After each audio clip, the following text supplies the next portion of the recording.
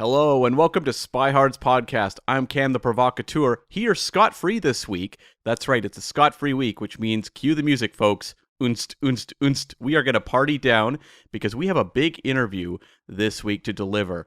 I am talking to Mr. Marn Davies, the co-writer of this week's film, Operation Fortune, Ruse de Guerre, as well as a few other Guy Ritchie films you may be familiar with.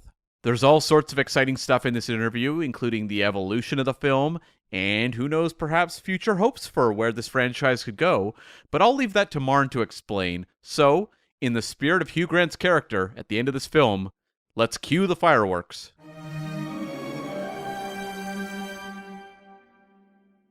And now, joining us on the show, a screenwriter who's been behind such movies as The Gentleman, The Covenant, Wrath of Man, and this week's movie, Operation Fortune, Ruse de Guerre, Marn Davies. Welcome to the show. Thank you very much for having me, Agent Cam. And Scott is not here this week, so it's going to be up to me to handle duties, but this is a question he usually opens the show with, and I think it's an important one for everyone who's listening who's not necessarily ultra familiar with your journey. How did you get started as a screenwriter? What sort of led you to where you are now? Well, I guess it started about 32 years ago, wanting to be an actor, studying acting at college, Suffolk College in Ipswich, and did a diploma. That led to working in theatres and then recognising that perhaps I wasn't as good in front of camera, but my love for all things behind camera, that was already ignited, that sort of passion. So I studied film and TV production at Bournemouth University, still you're talking about the 20th century still. I graduated just in the summer of 2000 and enjoyed directing. And actually, you learn everything on those kind of courses. I'm not sure, other people have mentioned it, but it's 50% practical, ours was, and 50% theory. And it was fantastic. What a truly creative period as well. You know what? I was very fortunate. It seemed to be at that time as well, within our student house and people that came through the doors. We had 2 BAFTA winners. Subsequently, John Warder, who now runs the NFTS here, which is sort of a big film and television school. Nev Pearce, who was editor of Empire magazine, and on and on. So it felt like a very fortunate time considering I was at a regional university. It wasn't, one of the top ones or anything. And then it was a circuitous route. Basically, I've got some directing work on TV. I've worked as a journeyman in sort of sport, news, live, dramas, docs. I directed the Live 8 documentaries 20 years ago this summer, which was great. And that led, sort of corporate work, I don't mind talking about it as well. What a great way to cut my teeth. Public sector, educational, all of those things. And I'm sure you found this as well, but every aspect of production affects everything else. So learning how to edit affects how you write and everything that goes in between that. So it was great fun. From having done those documentaries, it led to being approached by who was Guy Ritchie's producer at the time, Steve Clark Hall. And again, going back to the Bournemouth University connection, I was fortunate enough to go to university with his daughter, Sam Clark Hall, and lovely people. And Steve got in touch and said, hey, there's a documentary being made. Would you like to put yourself forward for it? And I didn't know really what it was at the time. That's when I got to meet Guy. And he was working on a documentary about the ego, which was fascinating. Right. Yeah. So that took us through to sort of 2009. I then left, was then editing promos for movies and edited one for Sherlock Holmes, edited another one for Unknown, a couple for Unknown, which was great experience as well. I'm not sure how people talk about the studios and things, but I'd have to say that all my experience of working with guys like that, they're all super smart. They all really care. They all work really hard.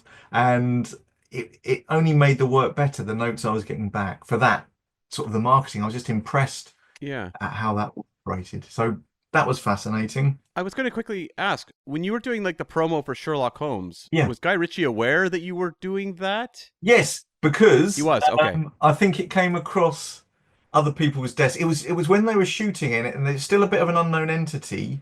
I think Warner Brothers weren't sure it was a bit of a punt, really, wasn't it? I know Robert Downey Jr. was on his sort of trajectory back to the sort of big time. Tropic Thunder had come out, and I guess had Iron Man come out by then? It hadn't. He I was think. released, I think, the year after Iron Man. Yeah. Yes. Okay, so and in that combination, Joel Silver, Lionel Wigram, Susan Downey, then with Guy, and because they'd worked together previously on Rock and Roller, Steve Clark Hall producing as well, and then with Robert Downey Jr. and Jude Law, it just seemed like, and Mark Strong as a baddie. I mean, how good is he? Um, so, yeah, but other people were too busy. So I said, well, I'd love to edit it. And I remember editing that one from my bedroom in a sort of a flat in Brixton, and staying up all night, really, really working as hard as I could. And I'd exhausted all the footage because I hadn't shot everything by then. And I remember it being sort of couriered back in the day when it was still couriers to set. And the feedback I got was that they didn't like it. And I Oh. was like, what? And you've got until 5 p.m. to fix it. I could actually, there is one funny story about that. Someone more experienced than me, Eric Matties, who was the guy that employed me, who's also a documentary maker from sort of LA, and he worked on loads of these things. He said, honestly, Marn, just change the last few shots of the end montage. And I was like, what are you talking about? This is ridiculous. Of course, I can't do that. They're going to know. And he goes, no. He goes, trust me, just change the last few shots. And I did that. And I remember showing it to them. They were like, better.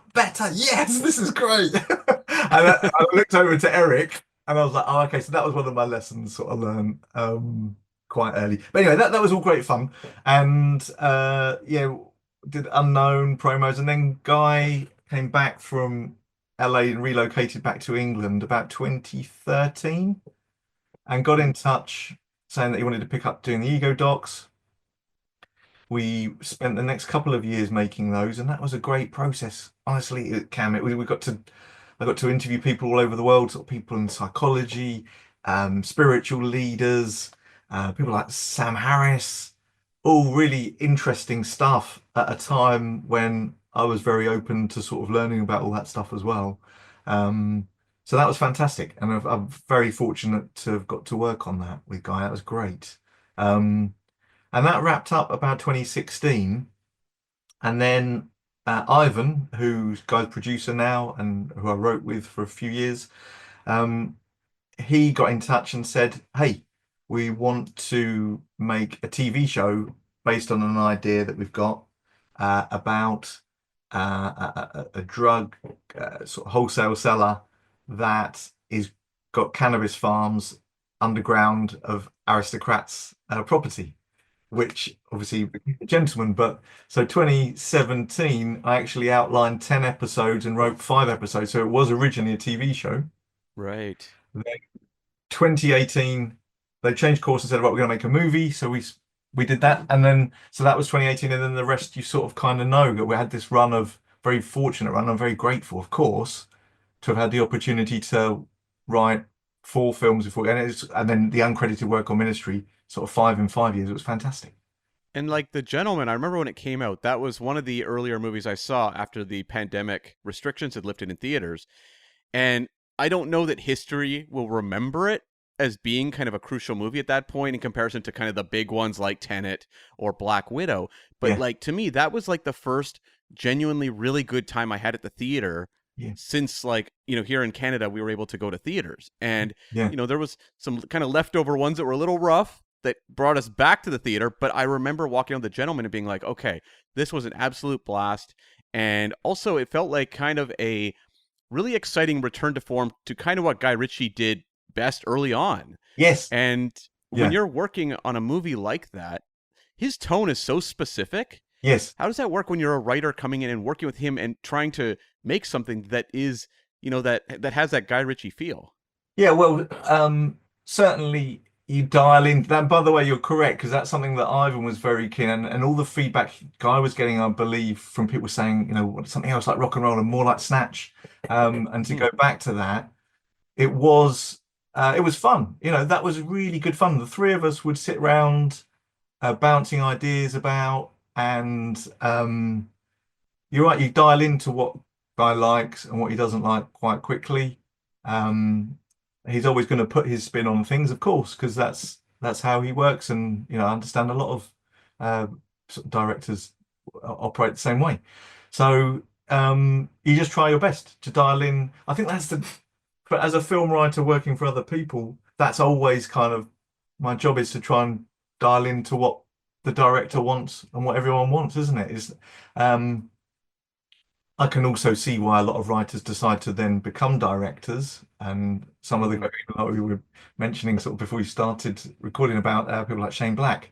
You can see why these guys move over as well. But for me, I love writing. I love rewriting as well, actually. So I'm not sure Alexander McKendrick, who directed Sweet Smell of Success and all those Ealing comedies, when he became a lecturer at USC, one of his mantras that stayed with me from his book was screenwriting is rewriting.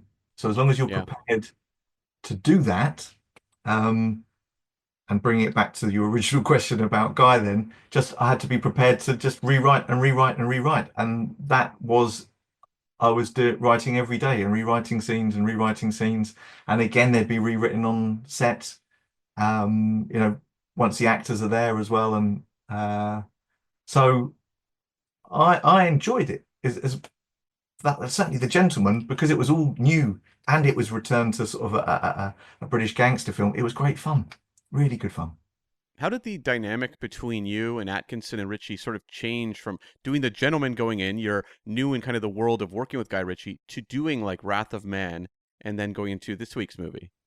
Yes. So when I got a call, I'm as a writer as well, and having been a freelancer for so long, I'm always worried that I'm never going to work again anyway. So, Of course. Yeah. oh yeah, I'm sure you guys have it too. But so after The Gentleman, I was frantically thinking, oh gosh, I'm never going to ever get to do this again. And then I got a call sort of in the spring of 2019 saying, hey, we've got the rights, guys, got the rights to Cash Truck via Bill Block and Miramax, and they want them to make it, and I'm pretty sure around that point, I think Jason Statham was already on board. I would say that was the quickest process from when I came on to when they started principal photography. That was like 4 months, I think. And for that one, Guy talked through how he wanted the sort of non-linear chapter elements. I'm not sure if you remember the film. Yeah, so that was, Yeah. and then Ivan and I just spent 2 weeks going through with the old postcards on the noteboards, talking through all the scenes in a linear fashion, and then sort of chop them up. And that was great fun as well, actually. Yes, that was the summer of 2019. As I say, I can tell you exactly probably how many drafts we did for that one. Um, so that was originally called Cash Truck. Yeah. Okay, so um, yeah, 4 drafts. Then I've got all the way up to 15 drafts of that. Wow. And that was in a very short sort of period of time. As I say, the first draft I submitted on the 17th of July that year. So that's Ivan and I talked through all the scenes. We then would pitch it to Guy. He'd say, not sure about that, not sure about that. And then I went away and just wrote it and foot to the floor with the post-it notes and or the postcards and blitzed that one. I think I wrote that one in about 4 weeks. But when you know exactly what you're writing for the next scene, that's where the preparation comes in. And also knowing that it was going to become a movie, pretty much, Hmm. it makes a big difference to writing a spec script, uh, certainly. So that was that one. Not the sort of like kind of uncertain future like The Gentleman, where you kind of don't know where it's going to go. Yeah, we didn't know at that point. Okay, so the first draft of that script was so different to the film that got released. But that was Bill Block again. I think, he just started at Miramax.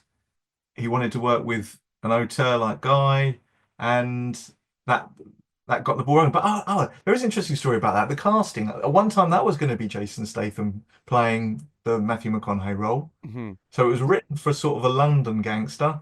At one point, I remember Guy was talking about Chiwetel Ejiofor, even Sacha Baron Cohen. Um, And then I think there was word that Chris Pratt had a gap in his schedule and was a huge fan of Guys. So that weekend they said, right, can you make him American? And that's when I went away and typed up, made him a Rhodes Scholar. I think for whatever reason, Chris Pratt said no, and then I think Chris Evans said no, and then it settled on Matthew McConaughey. So that was sort of another lesson. And I know people like William Goldman and all the great screenwriters have said, try and keep your protagonists as much of a blank slate in how old they are and what they look like and stuff as possible. There's proof because it started off as Jason Statham and ended up as Matthew McConaughey. So it, anyway, Not a lot in common between those two. but there's not. But and by way of those other actors as well, I'm sure Yeah, I've missed some others off.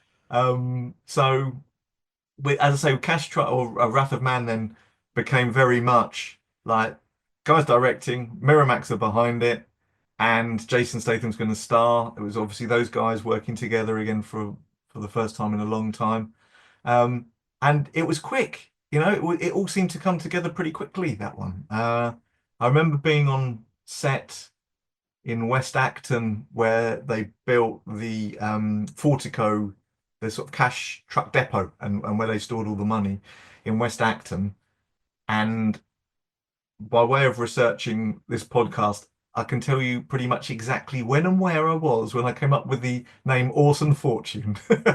Because oh, yeah, please. yeah, okay. So I didn't have an office. It was in a big, warehouse. I remember sitting in a very cold props department, sort of like one of their little spaces in this warehouse in November in England.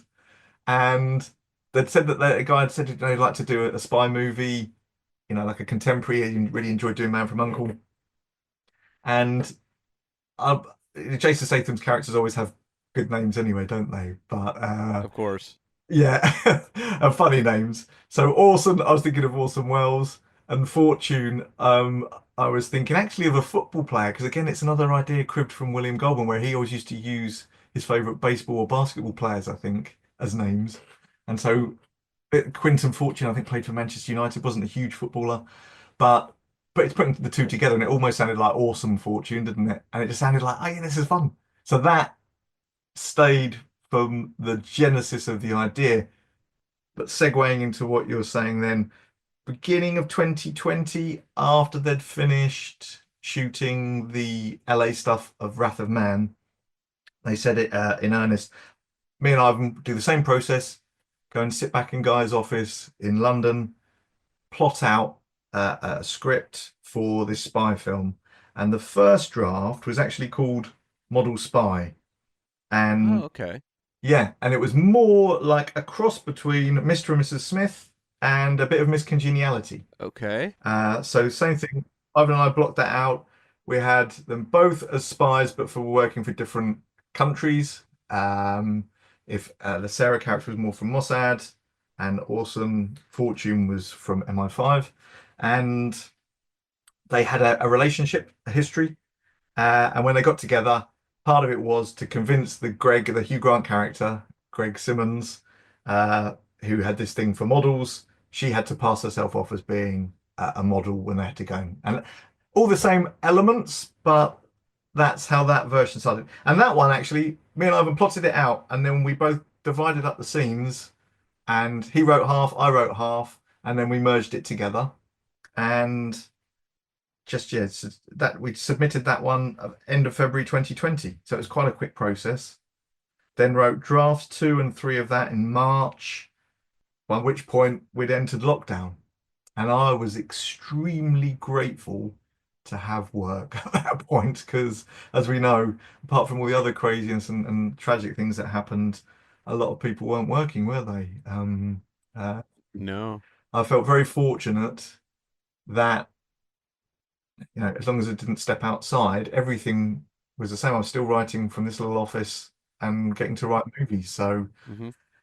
felt very lucky. It's still uncertain. I don't think Miramax had agreed yet, and Jason Statham hadn't signed on and things like that. But it felt like we're working towards something. So submitted draft 3 May 2020, and then by draft 4 around sort of May June time, Guy sort of zoned in on it a lot more, and he then decided that he'd quite like to shift it so that the Awesome Fortune character was almost like a model agent and a fixer. Uh, Okay. but that was the first draft that Danny Francesco came into it as well. Oh, I was going to ask if the tone was always the same, but obviously, if you're looking at Miss Congeniality and Mr. and Mrs. Smith, it was always going to be kind of a spy comedy angle with Yes, obviously action injected. absolutely that. And understanding Guy's tastes by then, sort of dialing in a bit more to what he'd like and what he wouldn't like helped. Um, but then that draft four, and that was Guy's idea. He said, wouldn't it be fun to have a movie star character and that the arms dealer is obsessed with him and almost has a crush on him.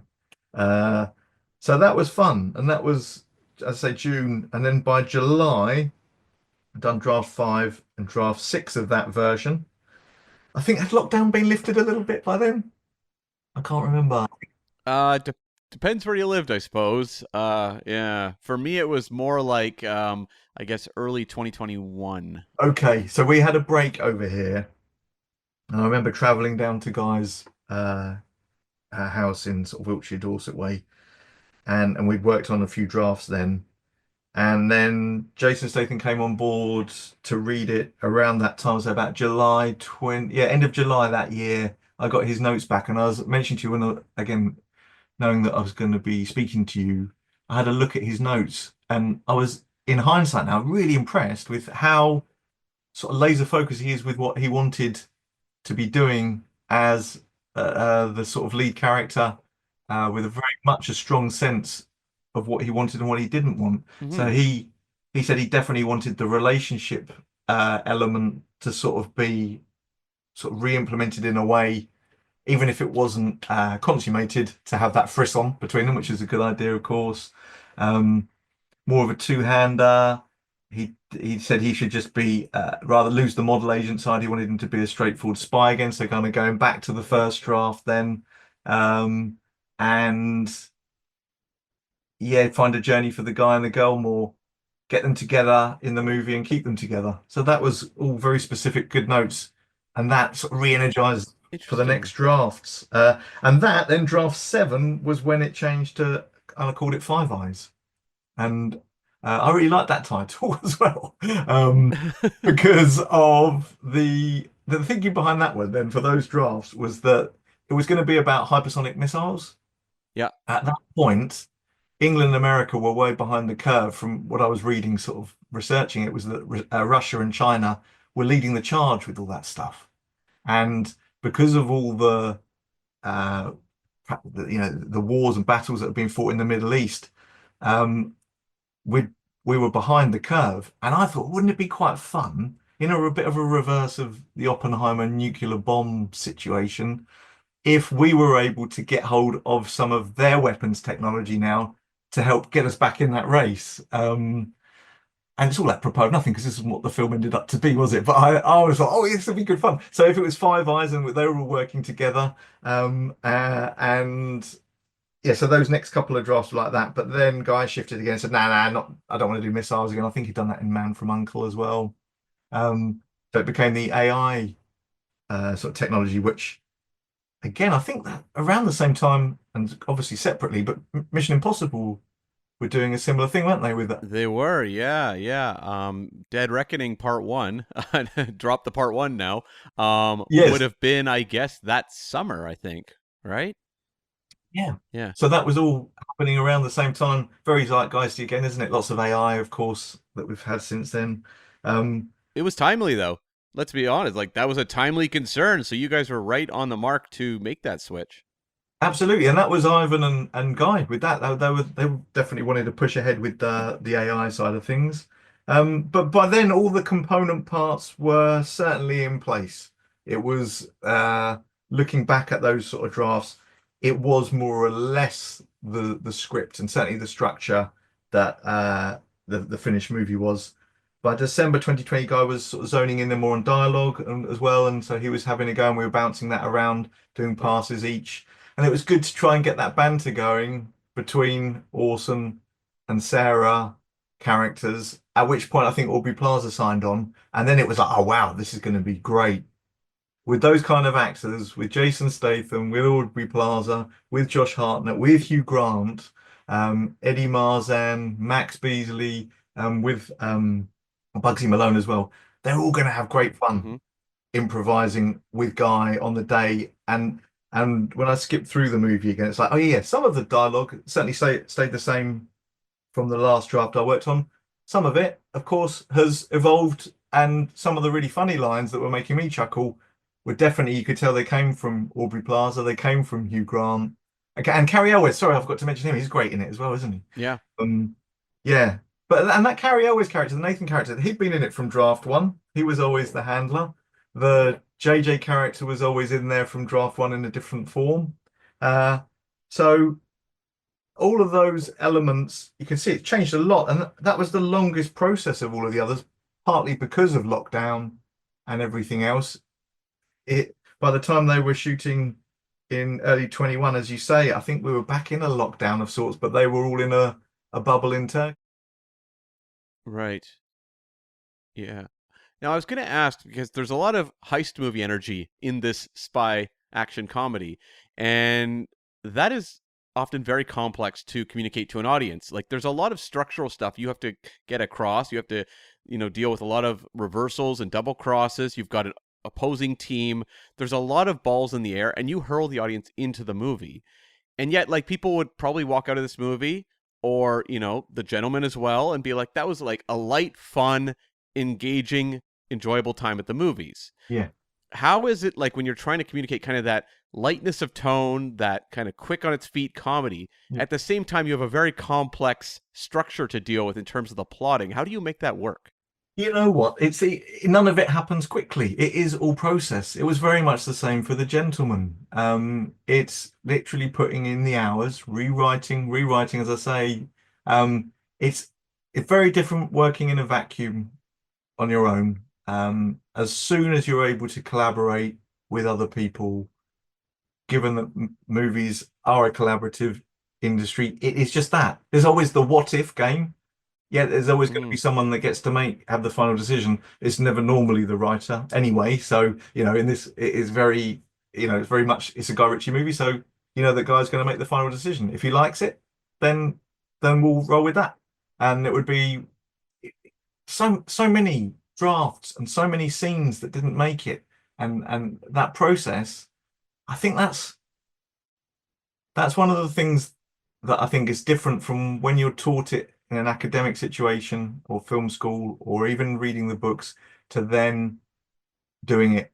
It's just getting used to, and I didn't do this very well at first, and it's got easier the more experience you get, is the non-attachment side of it. Mm-hmm. If you're able to just say, okay, discard it, discard it, discard it. And so that's, in a very long-winded way, how we got there to all the twists and turns. It's just process. It's process. It's like, okay, what if? And then that draft, you sometimes as well, you find that a crazy idea that someone would put forward in the room, after you've slept on it and got used to it the next day, you just accept it. And then, of course, that gives you the next building block to say, okay, so then what about that? And what about that? And in terms of the two teams, that was always in there from the start. As I said, it was going to be Sarah on one team, Orson on the other. Yeah. But by the end of it, they were then very much on one team, and then the team B was a separate entity. So that was always there. The Guy brought in the Danny Francesco thread. That was going to be more. So that's that's already draft 4 by the time that's coming in. The elements of what was happening in terms of getting the stick, that was all in there from draft 1. I remember Ivan sort of proposing about the USB pen.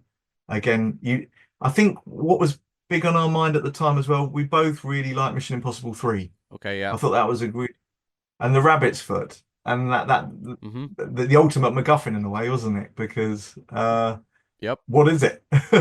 Yeah, I mean, we understood that it was an AI with the handle in this film, but Yeah. the rabbit's foot, they were like, we are not giving that one up. No, and it just so well done, that movie as well, wasn't it? I think perhaps, but they're all great.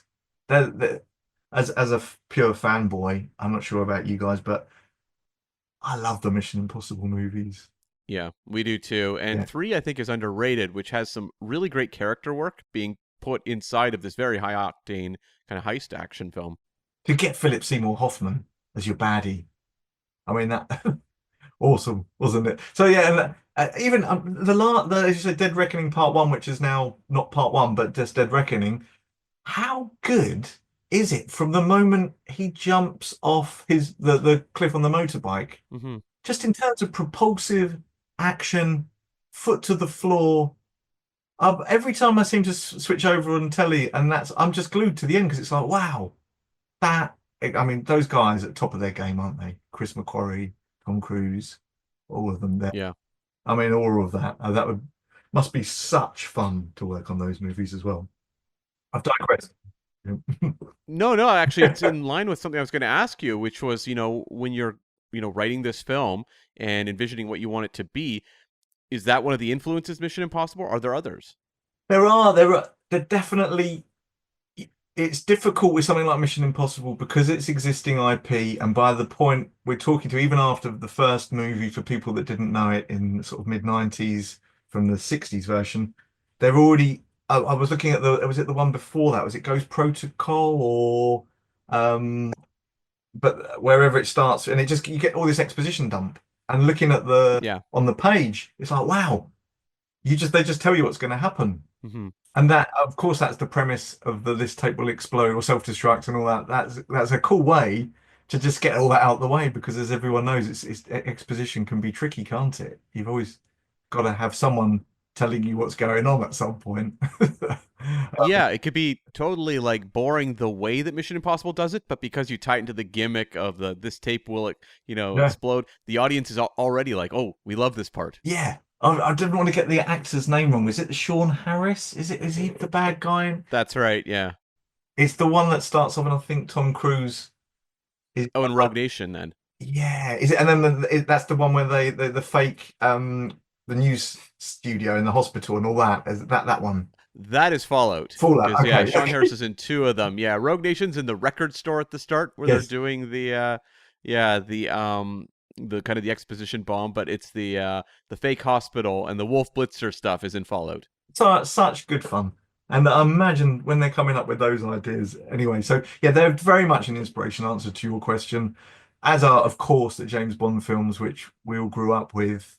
I'm not sure, you guys probably revisit them a lot. I'm a bit wary of going back to the Bond films from the 70s and 80s that I grew up with, because I have such an idealized sort of fantasy memory of how they were, that when I did catch one of the Roger Moore ones, it looked pretty hokey, some of it. And well, I have to ask, which one was it? Well, Octopussy. Is it like, was it okay? Yeah. The all-time high. Yeah. But I went to the cinema to see View to a Kill. I remember that was great. But hey, all of these things are such a big influence. Like you guys, I mean, you guys have obviously made a podcast out of it, but I'm such a big fan of John le Carre as well. Yeah. And one of the earlier drafts, actually, of Operation Fortune, I was leaning more into that sort of relationship, subterfuge, and just people lying. So it wasn't as actiony, and that didn't work for Guy.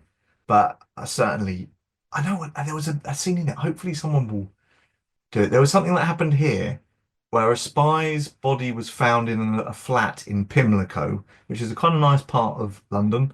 And he was folded up and locked in a suitcase, and they didn't find him. Do you remember it? And that for me was fascinating. Like, how do you get there? And I did include something like that in a version, but that wasn't the angle Guy wanted. More sort of action, more comedy, more.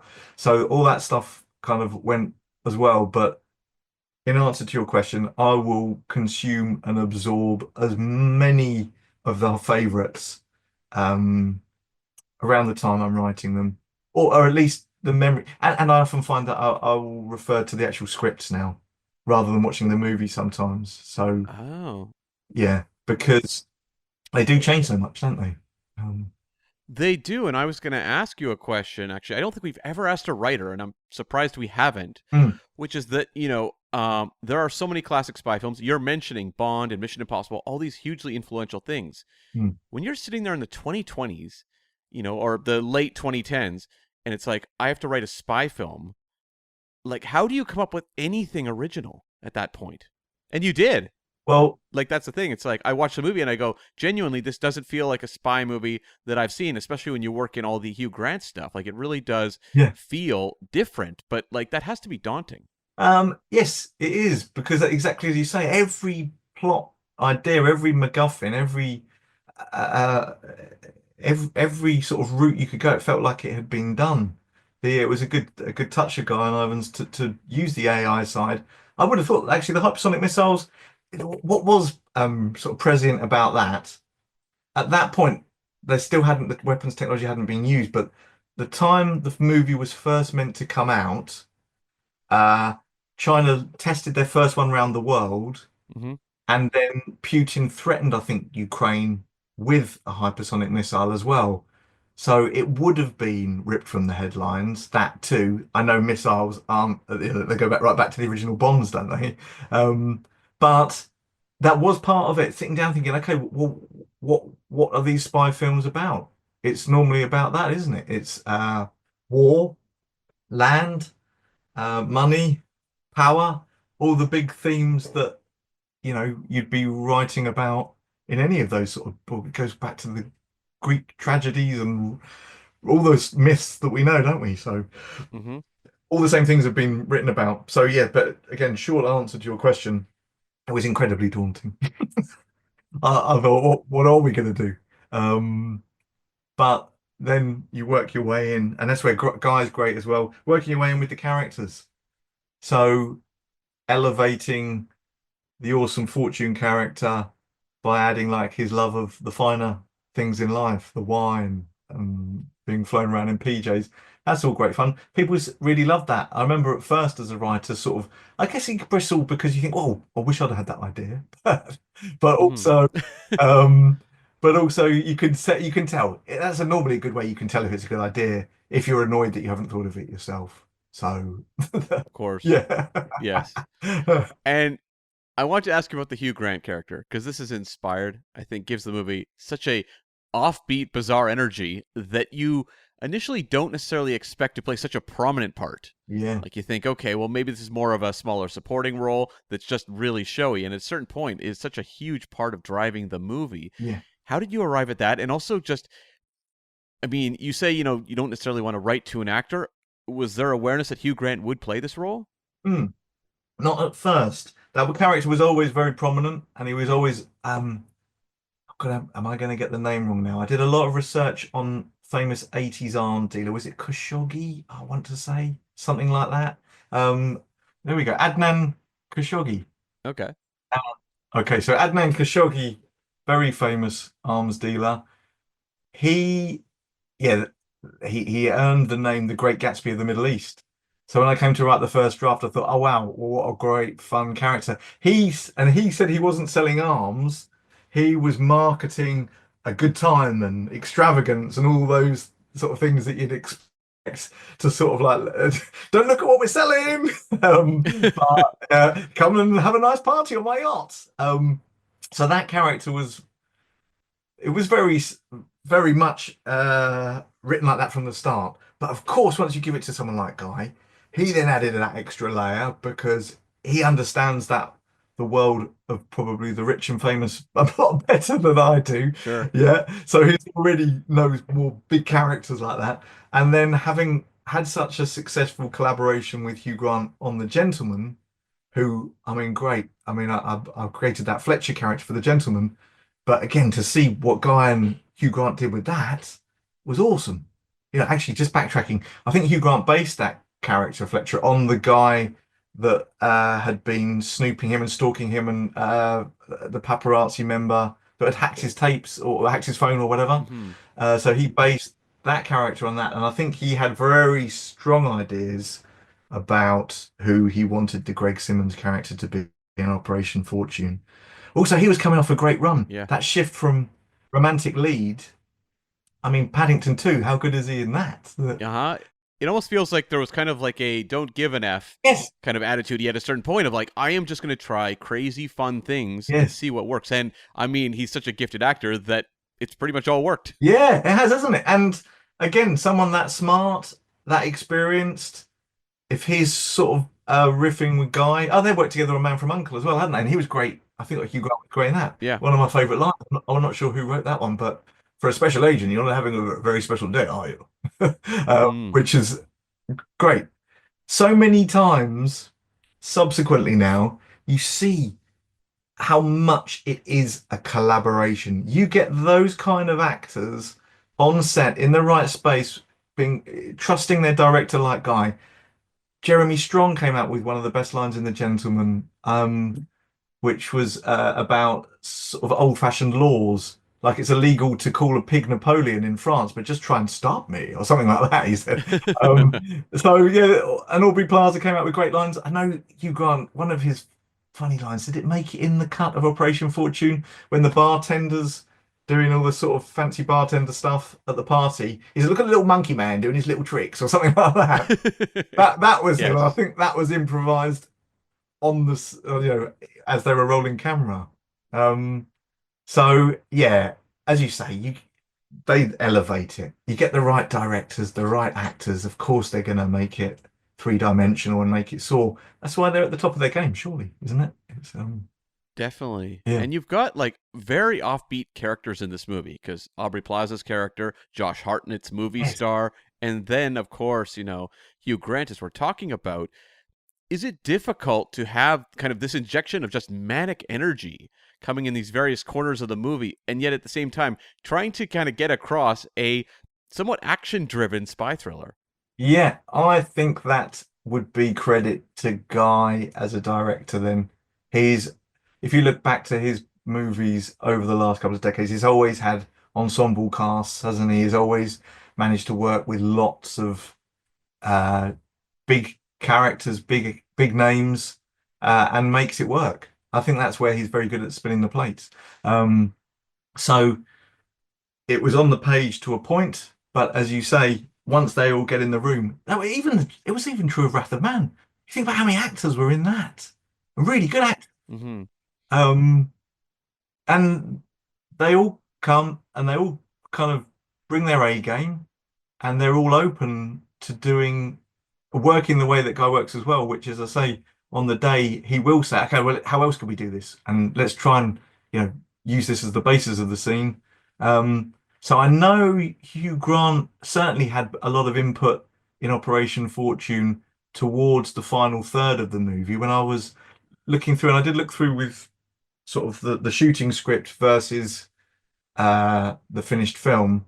I know him and Guy and the other actors and Aubrey and Jason and Carrie, just saying, and Josh, they'd all added more dialogue to the final third, certainly. Mm-hmm. So I think as that process was evolving, whilst Greg Simmons was still a very big part on the page, I think that evolved and got bigger too. But I would say ultimately that's credit to Guy being able to work with so many sort of actors at the same time. Because it must be difficult. It Right. must be difficult to keep everyone happy. Oh, definitely. Especially, it's like movie stars that are coming in too. It's like that's different than if it's unknowns who don't necessarily know and can be maybe more easily guided in some ways. Mm. Yeah, definitely. And one thing I was really thinking about when I was watching this movie is that you have to do a certain amount of explaining to the audience when you have like Josh Hartnett or Hugh Grant's characters, because this movie's going to play very good to action fans Mm. who are just going to show up because of Jason Statham's name. And I was thinking a lot about how there's almost like a shorthand when you cast Statham that you don't really have to explain as much. Like he really is an advantage there. The audience will just go, "Oh, it's Jason Statham. Got it." Yes. Yeah, that's. I'm not sure if you saw the other week, but Chris Pratt was saying how he has sort of sliding doors characters for those big Hollywood movies. I mean, it's not a new conversation for us to have, is it? But movie stars, they're always going to bring their movie star quality to that, aren't they? Hmm. So you're right. I mean, Jason Statham, he's done it again with A Working Man this weekend's #1 movie as the beekeeper was, and yes, you do know what you're going to get, and he's a movie star, and that's great. In the same way that Matthew McConaughey was is going to bring that star quality, and Jake Gyllenhaal as well with The Covenant. Yeah. This is what I was saying as well, going back to writing. There's writing very specific movie scripts that maybe, you might write to tell a real personal movie with a very specific protagonist and a very specific way, and it may be an indie movie. But if you're writing a big Hollywood movie, and this isn't certainly meant to be in the pejorative, it's meant to be a positive thing because I think we love movie stars. I know I do. Hmm. Um, Yeah. but I wouldn't necessarily be able to tell you how much of a difference Tom Holland's character is in Spider-Man to how he is as Nathan Drake, is it, in Uncharted? That's right. Yeah. I think movie star. The same way you're saying Yeah. Jason Statham, you think movie star. Harrison Ford, one of our favorites of all time, in some of my favorite movies ever. I look at the two movies you've written, Wrath of Man and Yeah. Operation Fortune with Jason Statham, and I go, those are very different tones. Both those movies, one is like a lighthearted caper, Yes. and the other one is like a very gritty, violent film. Yeah. But you just implicitly trust Jason Statham, like he is your guide, and you do that immediately. The second he walks on screen, it's kind of like we attach ourselves to him, and we're just like, okay, there's our guide through this world. Yes.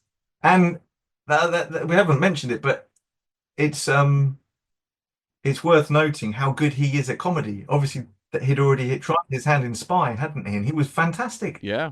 Pretty much stole every scene he was in. I'm not sure that I don't know, but I wouldn't have thought, unless he had that really good relationship with Guy, he might not have lent into the comedy quite as much as he did in that because he trusted, they just worked together before as well, and know each other so well.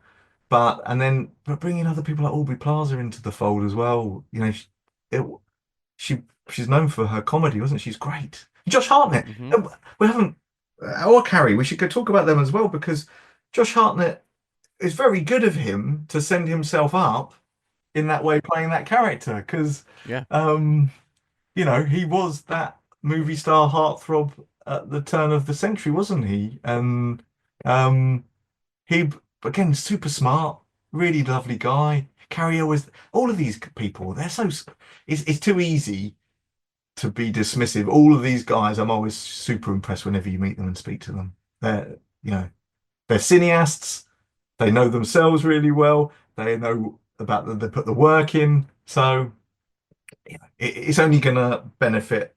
Well, I wouldn't be here talking to you if it wasn't for those guys, would it? And it wasn't for Guy and Ivan and people. So, No, for sure. And something else I wanted to ask you about was the action, because you've written action in this Wrath of Man, The Covenant, which you follow this movie with. Yeah. And how do you go about writing action on the page? It's got better with practice, and Mm-hmm. there are, same as going back to the movies that we love, as I was mentioned before, I will go and look at those great action screenwriters. And going back to Shane Black again, I mean, one of the Dons for writing that stuff and getting that visceral, that energy over, recognizing when you're writing it to try and at least write it in real time, almost, if it's possible, and to not be too critical at that point. But then, in terms of making it lift off the page, is to just make those sentences shorter, punchier, all of that. So that's how I would tend to do it. I know everyone works differently. I will try and watch the scene in my head and try and work out what's going to happen. But then, just the same as with all the other elements, with plot and character and dialogue, improving it, you look back on an action scene and you think, well, this is going to happen, and then he's going to punch this guy, and this is going to happen. You sleep overnight, you think, oh, what about in between that if something else happens? And then it's just building blocks, building blocks. Other people, smarter, more talented writers, I'm sure, work in different ways. But for me, it is just about process and craft of it. And in terms of, for the reader, trying to make it quick and punchy, basically. Right. The worst thing in the world would be for an action screenplay to be boring, wouldn't it? So, and hey, this is something that is a very practical thing that I don't think they teach you at film school. And I've only been able to then do sort of actual, sort of in the field analysis by asking execs, other agents, and readers and people working in development, putting yourself in their shoes. Say they've got a stack of scripts that they have to go off and read at the weekend, and they've got lives like us, and they've got families, and they've got social lives, and maybe they don't want to be working on movies all weekend or thinking about that. When they do then sit down on a Sunday evening and think, oh, I'm going to quickly try and read a couple of scripts. And I've asked them all, if you got presented with that 120-page period drama, or a 90-page genre film, which one are you going to choose? Nobody has said the 120-page script. So Right. think about your reader. That would be advice. I'm not sure if you have sort of aspiring screenwriters on here, but let's think about your readers all the time. I know I can be guilty as anyone else. First drafts, I might overindulge, but make it 90 pages. People can always expand, make it bigger, can't they? Which, looking at Operation Fortune, that screenplay I submitted was 90 pages. The film is nearer 2 hours, I think, isn't it? So Just under, yeah. yeah. So then they have all the things that sort of we're talking about again, but they've expanded it on set. It's being changed again in the edit. James Herbert, who works with Guy on all his movies, is very good at telling the story in a different way. What is it? It's a John Luke Goddard quote. Film has a beginning, middle, and end, but not necessarily in that order. Right. Yeah, as we've seen with great directors like Tarantino, Guy likes to do it as well. How you tell the story. And actually, in Operation Fortune, there was a moment where it was always in the script about them going in to steal the pen drive off the Ukrainian guys. But how that scene's changed and elevated. The Butch and Sundance stuff wasn't in there, where Statham sits down on the bed and watches that clip. That's one of Guy's favourite films. It's a nice little moment. I was going to ask about that. Yeah. Yeah. So that's I didn't. That was a surprise to me when I saw it. It's like, oh no, that's cool. And they're the kind of directorial flourishes that you want to see as well, aren't you? They're the things that sort of. It was probably the scene played as it was, but then the action as well, we only saw what happened in that fight sequence when one of the security guys is relaying the story on the phone the next day. And that is very much a technique that Guy and James Herbert do a lot. Pretty much all of the films, you'll get that element, won't you, of seeing something later on. Definitely. And I was actually going to ask about the editing. If there was any other major changes that jumped out to you that were differing from your screenplay. You mentioned, obviously, the kind of the playing with linear time aspect. But was there anything else that was quite different? It's just a small one, but one that I got really excited about when I remember going into the edit, which definitely was credit to James Herbert and his editing team.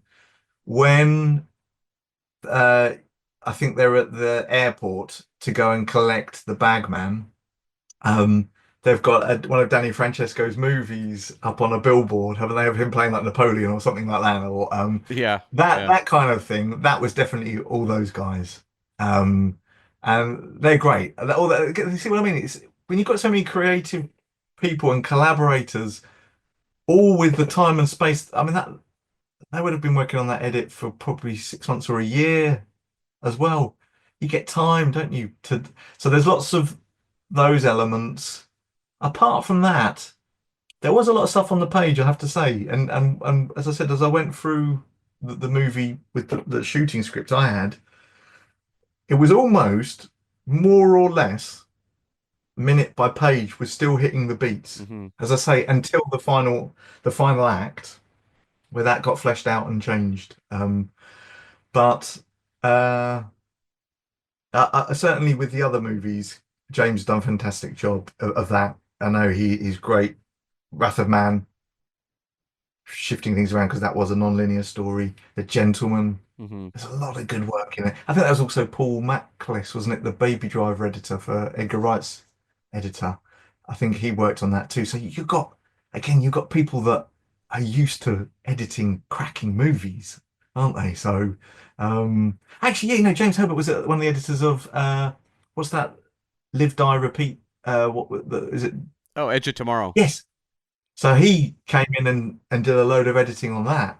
And that is all about that thing, isn't it? That whole Groundhog Day, and really. That definitely is a great example of that. And then, yeah, bring those skills over to this makes a lot of sense. Yes. So, and he did it with Sherlock Holmes. And one of my favourite scenes, I remember being wowed, fortunate enough to be around when they were editing that. And the first time I saw Robert Downey Jr. talking through what he was going to do. He did the bare knuckle boxing scene, do you remember? And there's a handkerchief, Yep. throw discombobulate, push, and all that, and then you get all the speed rounds and all the kind of guy editing stuff. But that was really cool to see him tell you what he's going to do, and then you played it out again in real time. And that was Mhm. definitely that collaboration of Guy and James working together is, yeah. As you know, a film is essentially made three times, isn't it? It's script, the shoot, and the edit, and every stage is as important as what's gone before it and comes after it. And that's where then you have the right director that's steering the ship all the way through.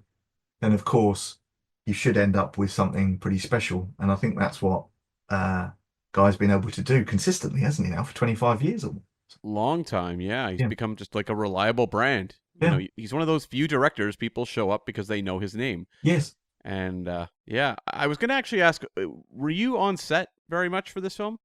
You know what? I wasn't. I was on set for Wrath of Man, but I wasn't on set for Operation Fortune. I got a pass insofar as probably what's the ultimate act of creation was my second child was born. So I was Nice. and it was probably the best reason to not be on set, wasn't it? So We interrupt this program to bring you a special report. Agents, we don't expect you to talk. We expect you to buy a subscription to our Patreon.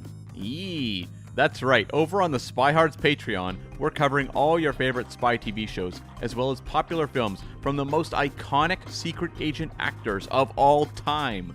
Cam, why don't you share some intel on our latest assignment? Yes, this week on the Patreon, we're going to swing some swords and tame some beasts, because we are tackling the 1982 fantasy epic, The Beastmaster, starring Mark Singer and Tanya Roberts. Does this film still cast a spell? Did this film ever cast a spell? We are going to ponder such questions and much more. Check it out. So, tune your dial to patreon.com/spyhards and spice up your podcast feed. But before Nick Knack runs out of Tabasco, resume the Spy Jinx. This must have been a little bit of a difficult production, I would expect, too, because it's a kind of globe-hopping movie at a time when this is just coming out of the pandemic, yes. which did not make that sort of project easy. No, so the lion's share of it was all shot in Turkey, Yeah. but they were in that bubble, so there's a lots of doubling. The scene in Doha at the end, I think that was right at the beginning of the shoot, and it only had a few of the actors and stuff. But I'd say sort of 80 or 90% of it was shot in Turkey, so things doubling as other places. Right. And then when they did pickups or extra scenes, it wasn't. There was some shot in England, like Eddie Marsan. Yeah, Eddie Marsan's character was an addition that wasn't in the shooting script. We had a version of that character in earlier drafts. We had scenes where it was framed with the American Secretary of State and the Home Secretary from England, where they were discussing that stuff. We kind of pulled it, but then I think Guy realised in the edit, actually, it would be good to have that character ultimately, again, to help with exposition, I think, wasn't it? To just to clarify. But it's punchy. Like, it works. It's very punchy and engaging and energetic, exposition, and so that makes it fun. Yeah, absolutely. And how good is Eddie Marsan as well? He's always great. Yeah, he was great on Wrath of Man. I remember saying to him at the beginning, I said, I apologise for writing you so much exposition. And he said, I've made a very good living out of telling exposition in movies. Yeah. And I was going to ask about the title, because you'd gone through previously a few other different titles that had been attached to the movie over time. Yeah. How did you arrive at the final title? So, and it's a credit to Ivan and Guy for this one. I know that I remember having a phone call with Ivan saying, they need a title. The titles that the marketing team for Miramax had done so well with, like The Gentleman and thing and other titles. But this one, they were saying, well, if it was fortunate enough to ever be a franchise, you want it to be sort of and I said, well, like Mission Impossible is the brand, and then Ivan went, oh, Operation Fortune, Right. and then he pitched that to Guy, and I think Guy said, yeah, Ruse de Guerre, because they'd used that line, hadn't they, so that's how it came about.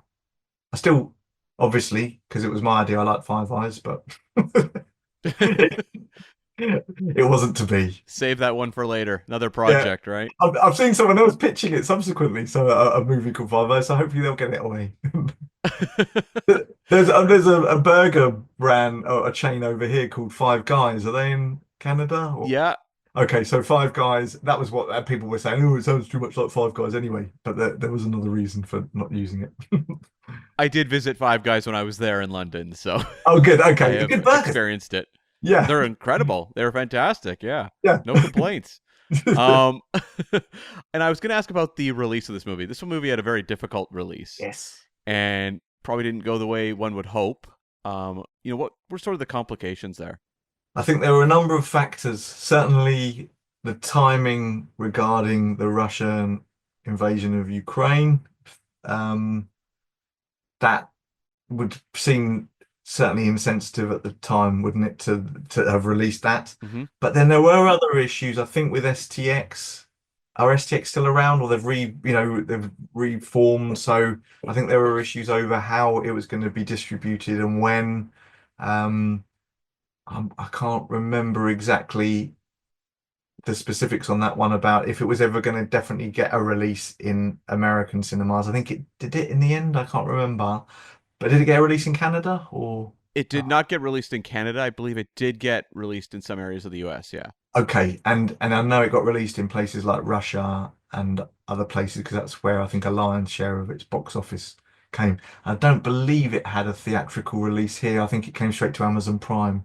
So Yeah. I don't know all the ins and outs of it. I do know that timing was unfortunate and it could have been released a year before, possibly, I do remember going to my local cinema with my son in Colchester, and there was an Operation Fortune poster then saying coming soon. Yeah. And I was like, excited.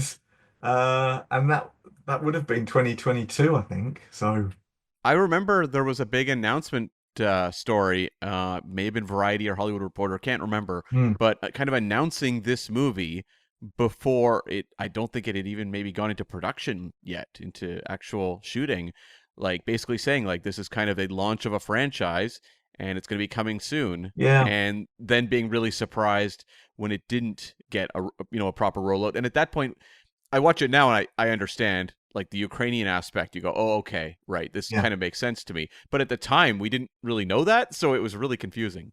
Yes, and it's difficult because some people look at it as sort of being a box office flop, but I think it was always intended that Amazon Prime were going to pick up, releasing it over those territories. So when I have, it does. It's a bit difficult to hear people say it was a flop. It's like, well, it did really well the places it got released in the cinema. Yeah. But if it was never intended to be released in other territories, I'm sure it's wiped its feet. I don't think anyone's lost money. I would hope not anyway. But then that's enough, isn't it? It's enough for it to not become a franchise. But hey, we've been developing a TV show of it with Miramax. Really? Yes. So yeah, hopefully that will happen. And you had the Gentleman TV series that came out after the film, so that is awesome if you can launch another TV show off of this. Yeah, well, there's some great people. I know guys developing it further with another writer, Sabir Pazada, and the Miramax TV guys. When Mark Helwig was still head of TV there, he'd initiated that process. So hopefully all the elements that were fun about the movie were certainly in the times when I helped pitch the idea when it was being developed. All those elements were still there and Guy was concentrating on all that. The lifestyle, aspirational lifestyle aspects, all the fun. Obviously that could be opened up. It's unlikely you're going to get Jason Statham for the whole TV show and things, but you could start off with a whole new band of great sort of international agents, couldn't you? So hopefully that's going to happen. Well, fingers crossed. Yeah, that would be great.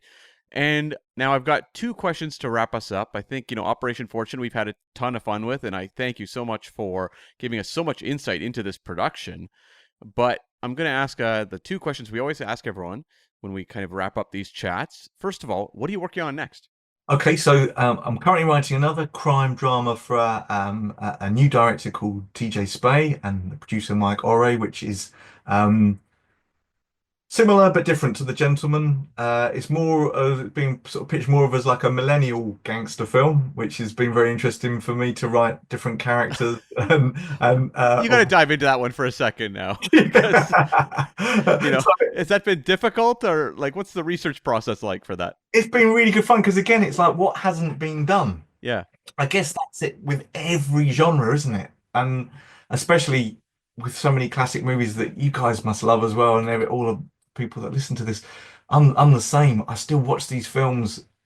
It's going off on a tangent, but I'm not sure if ever I switch over to see Heat on telly. I hope to goodness that it's at least halfway through, because if it's right at the beginning, I end up watching it all and it's another 3 hours again, and I'm going to bed very late because it's so good. Yeah. So all of those kind of movies, whether they're gangster genre and it's Casino or Goodfellas or Guy's Film or Long Good Friday, and on, it's like what could be done now. And this movie, I don't think I'm allowed to say too much, but the USP of it, that it works, and it's a really good idea that TJ has had. So that's been good fun. So that's on to draft 3 now. I have my own spec scripts out there, and is currently with producer Chris Long, who was one of the producers of The Beekeeper and worked with David Ayer. And that's kind of Wrong Man in the Wrong Place, Wrong Time, all set in New York City. That's more sort of in line with like The Fugitive or those great 70s sort of paranoid thrillers. And that was great fun. That's a good example, actually, Cam, of where one of my drafts came in at 128 pages, and my manager, who's Jack Greenbaum, who's so kindly read it and helped me through that process, he just said, "You gotta lose a load of this." And again, I knew he was right because it hurt. It was stinging when he told me. Within 4 hours, I'd got that down to 90 pages. I just went slash, slash, slash, slash. And guess what? Do you think you miss any of those other 47 pages? No, you did not. So, so that's out there, and hopefully that's going to go out to directors. Hopefully we'll get a director, and then a movie star will want to do that.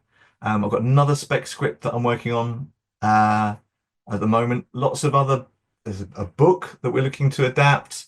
Again, I'd like to tell you more, but they're sort of early stages, and I'm always, hopefully I'll better come back and talk about in another time or something. But there's lots of other things. Anything spy themed opens the door. Yeah, I know. Well, spy, and that's it. I'm eternally fascinated by it. I'm not sure about you guys. I'm looking forward to seeing how people deal with it more in the 21st century, because spycraft, there's a lot of the analog techniques seem to still be in place, but it's a lot more difficult to, perhaps it's my naivety, but it seems a lot more difficult to cross international borders in the same way. I'm always interested to read these cases of how these things happen. Like, a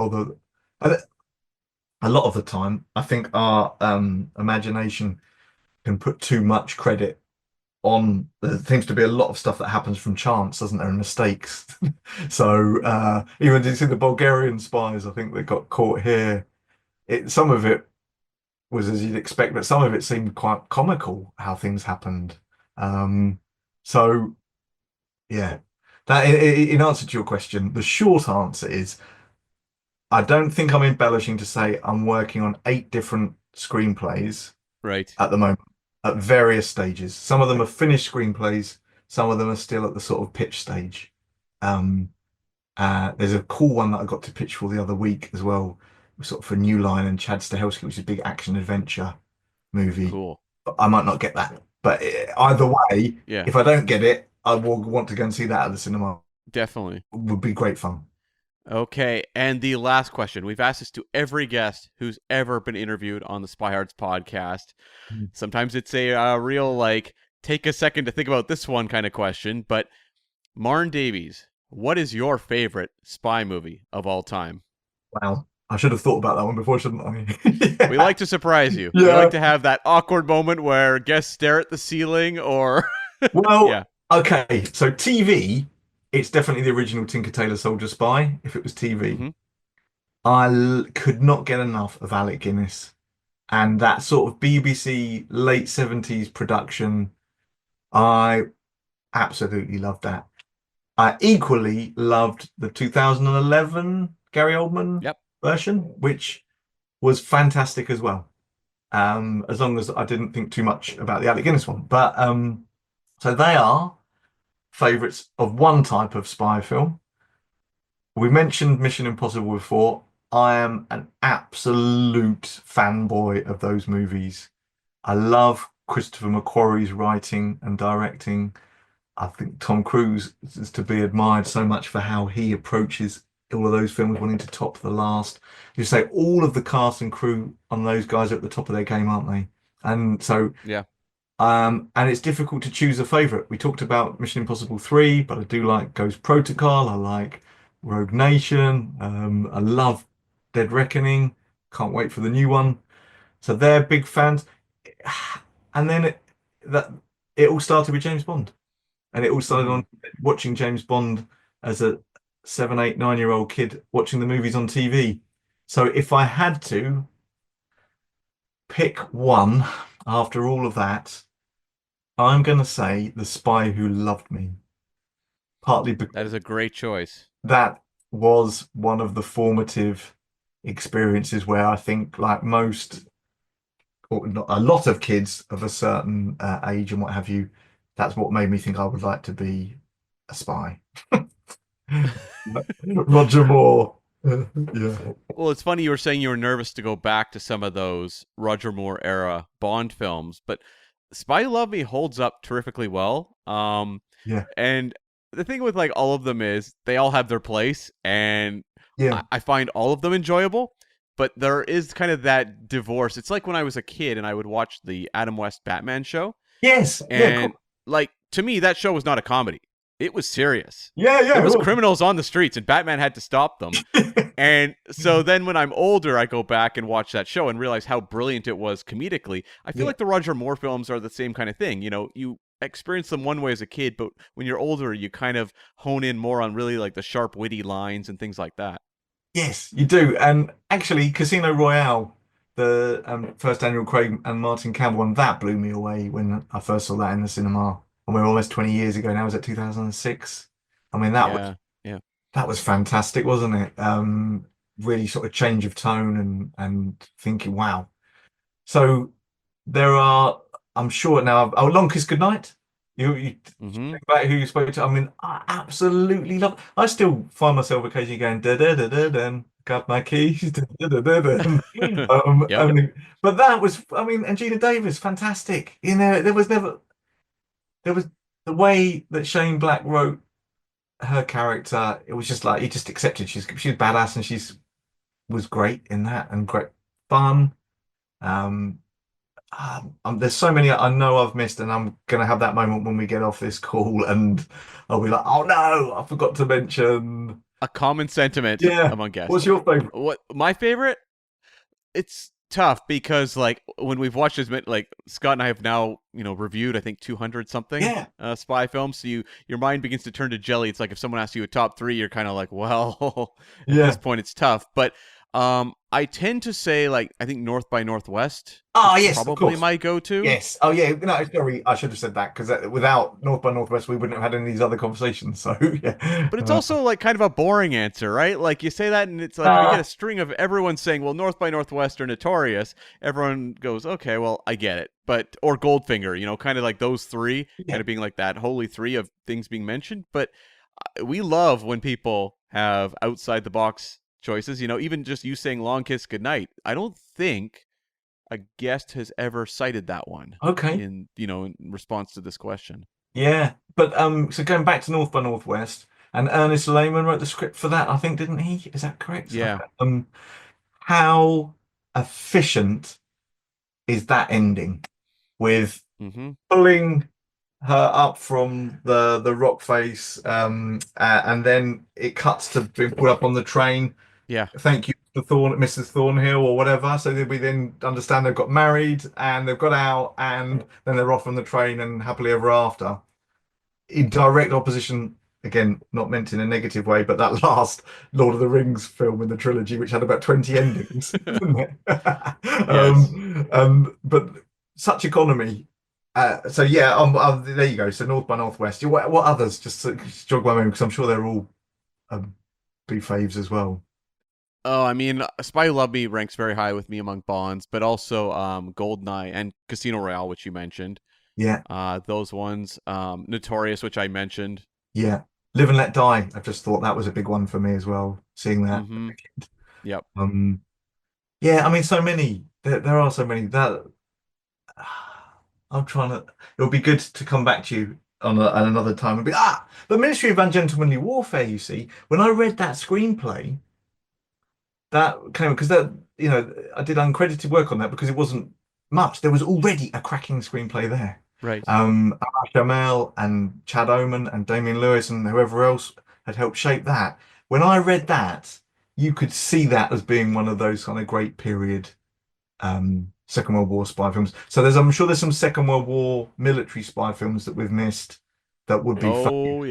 Yeah. There are many. I mean, Guns of Navarone. Yes. Jumps to mind. Yes, of course.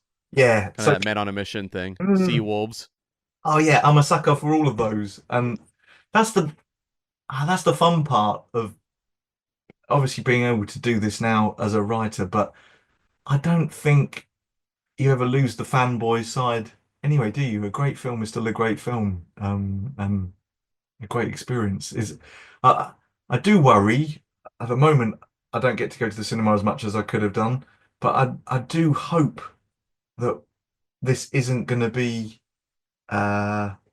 a period in history that gets looked back on as this sort of weird novelty. I don't think it will happen. Do you? I hope people still want the shared experience like they do at a live event of a theatre or music. I hope that we still want that shared experience of going to the cinema. I hope so. It's tough because the number one thing I hear is just, because I work actually with a lot of younger people, in their late teens, early 20s, and it's the prices. The idea of it is like when I was young, I would go to the movies every single week, if not more, with friends, because it was kind of like the cheap thing to do. And to a lot of kids now, it's like, well, it's $20-something for me to go to a movie, and maybe once a month or maybe once every 6 months or something like that. Yeah, it's tougher. It is actually. You saying that, and did you see there was a survey last week saying about a certain age bracket of kids now, over 50% now would choose user-generated content over wanting to watch a movie. And I pitched it with my 9-year-old and 4-year-old, and admitted the 4-year-old copied the 9-year-old, but they both said they'd go for YouTube stuff over a movie. But then was with some of my nieces and nephews who are a bit older, and it was a positive because they said, hey, if it's the right movie, we'd rather go and see a movie still at the cinema. But they did back up exactly what you're saying. As we know, it's not just the ticket, it's getting there, it's all the other bits you can take. A lot of cinemas here let you take your food in. I'm not sure how it is in Canada. You don't have to buy. It's loose rules. I mean, I've brought my own food in many a times. It's not exactly like security's going to tackle you at the door if you do. Yeah, in France, there's no food allowed. Right. Yeah. You don't even have that issue. But we've digressed, haven't we? But that whole thing to the somewhat depressing pondering of the future of the film industry. Yeah. Well, but I hope it comes back. I hope it bounces back. And I know that's as much about then what is going to be released in the summer. We still need those big event movies. We still need to want to go to see. There are so many films that I haven't been able to go and see at the cinema the last few years just from parenting stuff. But now I'm coming out of that sort of long dark tunnel, as one of my friends Marcus calls it. That hoping I'm going to be able to go back again, because how good is it when the lights go down and just however big your home screen is, to see something projected where movie stars are 20 feet tall or whatever. We know it's a different thing. There was a whole sort of academic theory that we studied at film school, difference between the glance and the gaze. And when in the cinema it is dreamlike, you are there, like we know it's only increased with smartphones that it's enough to even get half of someone's attention watching a movie at home. So I don't know, it's constantly evolving, isn't it? I'm sure. Do you speak to any of the other people you've interviewed about this stuff? Are they positive about the future of cinema, or is it a different conversation? It's a mix. It's a mix of, people that are incredibly pessimistic and then people who are, just think, well, there's evolution. Things change, but movies will always be here. It's not like theater vanished completely off the face of the earth once movies were invented. So, there's something, basically you look at a play like Hamilton or something like that, which the world goes crazy over and is so excited about. It's like if you build the right thing, they'll show up to see it. And so it's just a matter of, if excitement's there, there's always going to be movies that people are going to run to. Yeah, I hope so. I hope that's the case. I'm positive about it as well because, try and take my children to the cinema, try and show them all those great movies and why we all got into it as well. And we've all had mentors pass the baton on, haven't we, and stuff. And like much the same as where you stand on sort of physical sort of media versus sort of the digital media. But I had a period 10 years ago of getting rid of all of my CDs. And then the last 5 years, I've rebought them all. And my kids are picking them up and they're looking at the artwork. Yes, it's still not the same as the LP size, but they're looking at it and they're asking, who is this? And you're just not the same when it's a list on an interface on your computer, is it? It's that sort of aspect of connecting to the films, plays, music is as important in my mind. But I'm not sure if that's just because I love it so much. I mean, I'm a physical media junkie myself as well. I'm sure my girlfriend would love for me to get some of this out of here, but not going to happen. So I would imagine I can even see you having like a Japanese laser disc of something cool or something like that from some old format. Not quite. Not quite. I'm not like that particular. Like I know a lot of collectors that are that way, but I don't quite kind of dive into the world of like the international releases and what have you. But I have a lot, Criterions and things like that all over the place. Yes. No, it's good. It's good to hear, and I'm hoping then we're not alone, are we? Insofar as I think there are more people like us that love all that stuff, love the physicality of the movie, but love the social aspect of going to the movies, and yeah, that shared experience. Yes, I love watching films on my own. I'm sure you do too, but I love watching them with other people too, don't you? They're different. It's a different experience. So. Definitely. And I think a movie like Operation Fortune would have been an absolute blast to have that shared experience. It's unfortunate I didn't get to have that, but you know what? Maybe the next project I will from you. Yeah. Well, thanks as well. Thank you so much for inviting me on, Cam. It's been really fun talking to you. No, it's been my pleasure. Thank you so much. So, Marn Davies, thank you very much. Thanks again.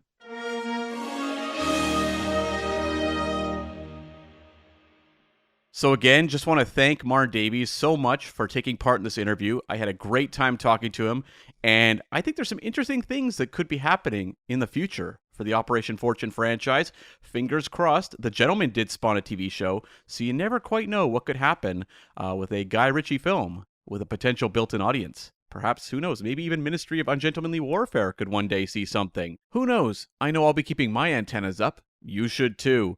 It was also really great to talk to Marn about the future of moviegoing, something we are very passionate about on the Spyhards podcast. I suspect most of you out there are too. And of course, it's hard not to hear the doom and gloom stories about, how streaming and various other facets are impacting the future of moviegoing. But, I like to be optimistic. Let's all try to be that at this time. And it was just great to hear from someone who actually works in the industry talking about the impacts and his own hopes for the future. But folks, I think that wraps up Operation Fortune Week. We hope you all enjoyed it. But what are we doing next week? Well, we are headed back DeLorean style to 1959 to hang out with Jimmy Stewart and tackle the FBI story, a docudrama about the FBI's greatest hits, if you will, somewhat co-directed by the FBI themselves. It'll be an interesting dive into a somewhat strange movie. I urge you all to check it out just so you can be kind of on the same page as Scott and I. And it is going to be an offbeat page. I think you're going to have a great time with this movie. So check it out and join us next Tuesday. Now, of course, you can always follow us on social media, wherever you get your social media. So that's Facebook, Twitter, X, Blue Sky. I don't know. I'm sure Scott has us on pretty much every single app that exists and some that don't even exist yet. He's just applied in advance to get us on those apps. So look for us at Spyhards wherever you do your social media. But until next week, folks, I'll be applying at every single modeling agency in town in the hopes that one day I'll get snapped up for jet-setting spy work.